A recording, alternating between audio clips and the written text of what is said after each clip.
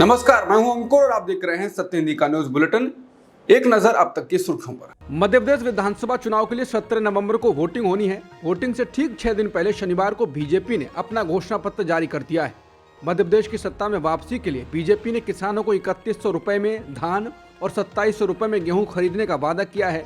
BJP ने अपने घोषणा पत्र में कई चीजों को फ्री में देने की घोषणा की है। शनिवार को जारी घोषणा पत्र में बीजेपी ने महिला वोटर्स को साधने के लिए 450 रुपए में गैस सिलेंडर देने की घोषणा की।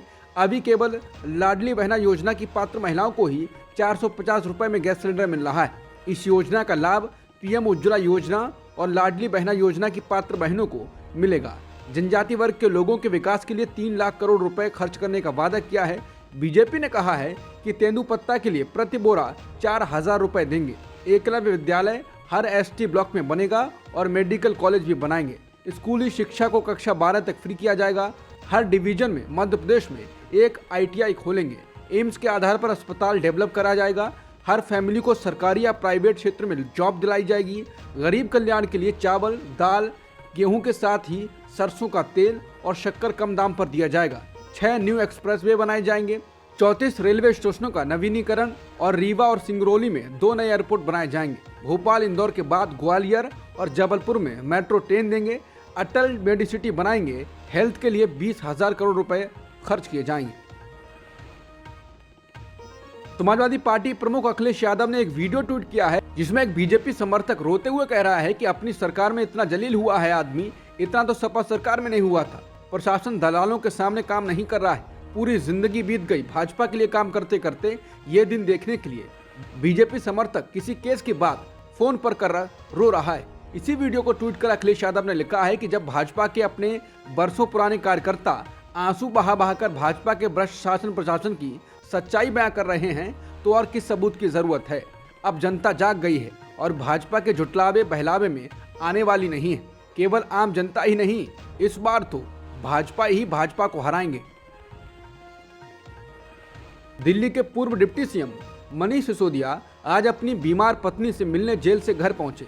सिसोदिया की पत्नी फिलहाल जिस घर में हैं, वो आधिकारिक तौर पर दिल्ली के मंत्री अतिशी को आवंटित है। इससे पहले ये घर सिसोदिया को आवंटित था। दिल्ली के राउस एवेन्यू कोर्ट ने सिसोदिया को पत्नी से मिलने की इजाजत दी थी। इससे पहले दिल्ली हाई कोर्ट ने सिसोदिया को इसी साल 3 जून को बीमार पत्नी से मिलने की इजाजत दी थी। उत्तराखंड में दिवाली के बाद विशेष विधानसभा सत्र बुलाया गया है। इसमें समान नागरिक संहिता यानी यूनिफॉर्म सिविल कोड को पेश किया जाएगा और पास कराने की कोशिश होगी। इसका विरोध होने की उम्मीद कम ही है, लेकिन इस कानून की कुछ और विशेषताएं भी उत्तराखंड सरकार ने शामिल की हैं, जिसमें लिव इन रिलेशनशिप वाले संबंधों का रजिस्ट्रेशन कराना और विवाह की आयु 18 साल ही रखने की बात शामिल है। Indian express, NDTV, India today आदि ने यह खबर सूत्रों के हवाले से दी है। गीतकार जावेद अख्तर ने इजराइल के द्वारा गजा पर किए जा रहे हमलों में अमेरिका के रुख पर निशाना साधा है। उन्होंने ट्वीट कर कहा है कि अमेरिकी विदेश मंत्री ब्लिंकन ने गजा नागरिकों पर इजरायली बमबारी की निंदा की और साथ ही संयुक्त राष्ट्र में सीज फायर के प्रस्ताव को वीटो भी कर दिया। जावेद अख्तर ने कहा कि वो किसे बेवकूफ बना रहे हैं, क्या वो सोचते हैं कि बाकी दुनिया बड़ी बेवकूफ है। आम आदमी पार्टी के राज्यसभा सांसद संजय सिंह ने जेल से एक पत्र लिखा है जिसमें उन्होंने कहा है कि जेल की सलाखों के पीछे कई दिन बीत चुके हैं। हर दिन के साथ निरंकुश सत्ता से लड़ने की इच्छा शक्ति और मजबूत हो रही है। उन्होंने कहा कि दमन जितना उग्र होता है, विरोध जन आक्रोश से भी उतना ही तीव्र होता है। संजय सिंह ने लिखा कि अरविंद केजरीवाल का काम मोदी सरकार की आंखों की किरकिरी बन गया है। बीजेपी को लगा अगर देश की जनता शिक्षा, स्वास्थ्य, बिजली, पानी पर वोट देने लगी तो हमारा क्या होगा। मोदी और बीजेपी के लिए ये बड़ी कठिनाई बन गई। इसी कारण उन्होंने दमन का रास्ता अपनाया। उन्होंने कहा कि बड़े से बड़ा भ्रष्टाचारी मोदी के शरण में जाते ही राजा हरिश्चंद्र हो जाता है। पूरब से लेकर पश्चिम तक, उत्तर से लेकर दक्षिण तक देश के सारे बड़े बड़े भ्रष्टाचारी भाजपा के साथ हैं। मोदी सरकार की कार्यप्रणाली बिल्कुल साफ है। ईडी, सीबीआई से जांच कराओ, डराओ, धमकाओ, दूसरे पार्टियों को तोड़ो। जब बेईमान बीजेपी में शामिल हो जाएं तो जांच बंद कर दो। संजय सिंह ने कहा कि मेरी गिरफ्तारी मुझे खामोश करने की एक कोशिश है। पूरा देश जानता है मैंने हमेशा मोदी सरकार के अन्याय और भ्रष्टाचार के खिलाफ मजबूती से आवाज उठाई है, ना डरा ना झुका। इसके साथ ही उन्होंने कहा कि मैं सच्चाई के रास्ते पर हूँ। पूरा जीवन देश और समाज की सेवा का संकल्प लिया है। रक्तदान, श्रमदान से लेकर राष्ट्रीय आपदाओं तक में अपनी भूमिका निभाई। मैं हर लड़ाई लड़ने को तैयार हूँ आप भी अपनी आवाज़ बुलंद कीजिए। राजस्थान में चुनाव करीब आ रहे हैं, लेकिन पार्टियां बदलने का सिलसिला अभी भी नहीं रुक रहा है। आज राजस्थान में कांग्रेस के पूर्व मंत्री रामगोपाल बैरवा और पूर्व विधायक अशोक तंवर समेत कई कांग्रेस नेता बीजेपी में शामिल हो गए। ईडी ने नौकरियों के बदले जमीन मामले में मनी लॉन्ड्रिंग जांच के सिलसिले में राष्ट्रीय जनता दल के प्रमुख लालू प्रसाद यादव और उनके बेटे तेजस्वी यादव के कथित करीबी संबंधों वाले व्यवसायी अमित कत्याल को गिरफ्तार किया है। जांच एजेंसी के मुताबिक अमित कत्याल की कंपनी नौकरी के बदले जमीन घोटाले में मनी लॉन्ड्रिंग में शामिल थी। एके इन्फोसिस्टम का मामला एंटी मनी लॉन्ड्रिंग एजेंसी और सीबीआई की जांच के दायरे में है। सूत्रों ने बताया कि एजेंसी ने पहले भी कत्याल को कई समन जारी किए थे और अधिकारियों ने बताया कि वो लगभग 2 महीने से एजेंसी के समन से बच रहे थे। ईडी के अनुसार कत्याल राजद सुप्रीमो और बिहार के पूर्व मुख्यमंत्री लालू यादव के करीबी सहयोगी हैं। अमेरिकी न्यूज संगठन वॉशिंगटन पोस्ट ने भारत में सोशल मीडिया की आज़ादी को लेकर एक रिपोर्ट छापी है। उसने अंदरूनी सूत्रों के हवाले से दावा किया है कि सालों से अमेरिकी टेक्नोलॉजी कंपनियों के पदाधिकारियों और भारतीय अधिकारियों के बीच हर दूसरे हफ्ते एक मीटिंग होती थी। अखबार के मुताबिक ये लोग तय करते थे कि ट्विटर, फेसबुक और यूट्यूब पर क्या जा सकता है, क्या नहीं। रिपोर्ट में कहा गया है कि 2 साल पहले इन मीटिंग्स में एक बड़ा और तीखा मोड़ ले लिया। अखबार का कहना है कि मीटिंग्स में भारत सरकार का दखल बढ़ने लगा।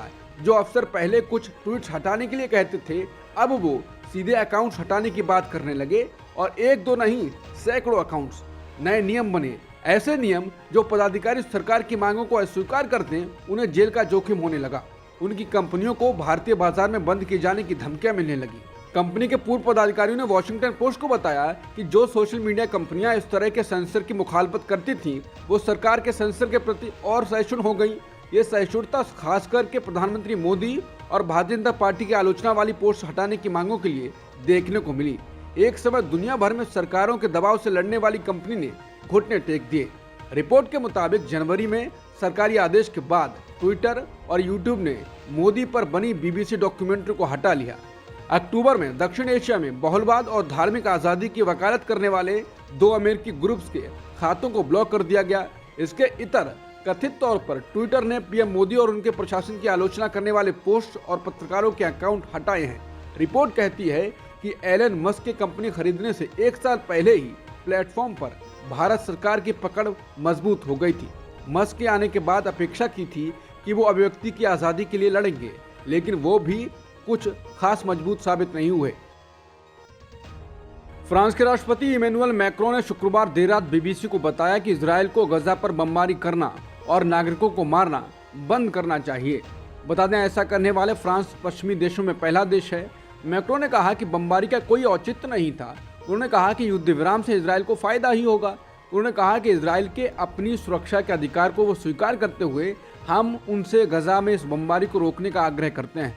लेकिन उन्होंने इस बात पर भी जोर दिया कि फ्रांस हमास की आतंकवादी कार्रवाइयों की स्पष्ट रूप से निंदा करता है, लेकिन बमबारी का कोई औचित्य नहीं है, और कहा कि युद्ध विराम से इजरायल को फायदा होगा।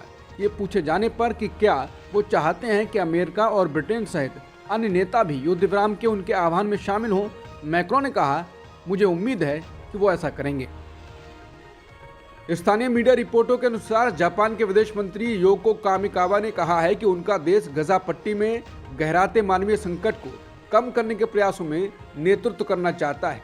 उन्होंने कहा कि जापान इजरायल के साथ एक स्वतंत्र फिलिस्तीनी राज्य की स्थापना के लिए 2 स्टेट्स सॉल्यूशन को साकार करने की दिशा में अन्य देशों के साथ भी सक्रिय रूप से काम करेगा।